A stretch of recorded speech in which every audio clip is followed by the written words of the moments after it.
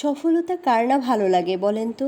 প্রত্যেকটা ব্যক্তি জীবনে সফল হতে চায়, আর সফল হওয়ার জন্য আপনাকে কিছু স্কিল অর্জন করতে হবে, যা আপনাকে অন্যদের থেকে আলাদা করে গড়ে তুলবে। জীবনের ধাপে ধাপে অন্যকে আটকে পড়তে হবে না। এগুলো আপনার ক্যারিয়ার সমৃদ্ধ করবে না, বরং আপনাকে আত্মবিশ্বাসী হিসেবে গড়ে তুলবে। চলুন দেখে নেওয়া যাক সেগুলো কি কি। ইমোশনাল ইন্টেলিজেন্স বা ইকিউ। ইকিউ হলো নিজের এবং অন্যদের আবেগ চিনতে, বুঝতে এবং নিয়ন্ত্রণ করতে পারার ক্ষমতা। এটি আপনাকে কোনো ঝামেলার সময় স্থির থাকতে এবং কথোপকথনে সংযুক্ত থাকতে সাহায্য করবে।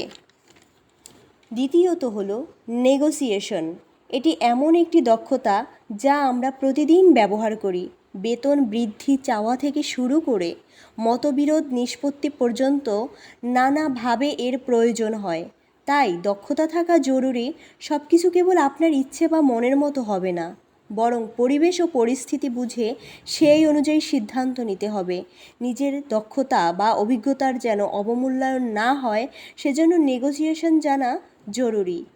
তৃতীয়ত যেটা হলো সেটা হচ্ছে ক্রিটিক্যাল থিঙ্কিং।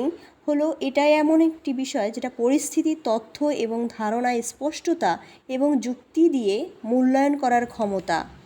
এটি আপনাকে সিদ্ধান্তে পৌঁছানোর আগে থামাতে, প্রশ্ন করতে এবং বিশ্লেষণ করতে সাহায্য করে। অন্ধভাবে দাবি গ্রহণ করা বা তাৎক্ষণিক রায় দেওয়া বেশিরভাগ সময় ফলপ্রসূ হয় না। আপনার স্বপ্ন পূরণ করা এবং নিজের হৃদয়ের কথা শোনা দুটোই কিন্তু খুবই গুরুত্বপূর্ণ। জীবনের স্বপ্ন পূরণের জন্য কাজ করুন এবং হৃদয়ের কথা শুনুন। এরপরে যে বিষয়টা রয়েছে সেটি অনেক বেশি গুরুত্বপূর্ণ, সেটা হলো কথা শোনা। কথা শোনাও কিন্তু খুব জরুরি। অন্যদের কথা বলতে বাধা দেওয়া, কথার মধ্যে অত্যধিক জটিল শব্দ ব্যবহার করা ইত্যাদি দুর্বল কমিউনিকেশনের লক্ষণ।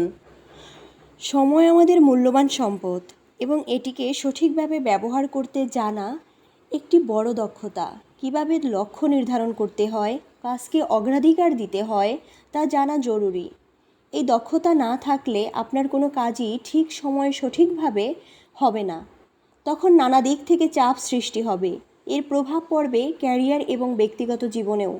অপরদিকে টাইম ম্যানেজমেন্ট থাকলে আপনি খুব সহজে এগিয়ে যেতে পারবেন।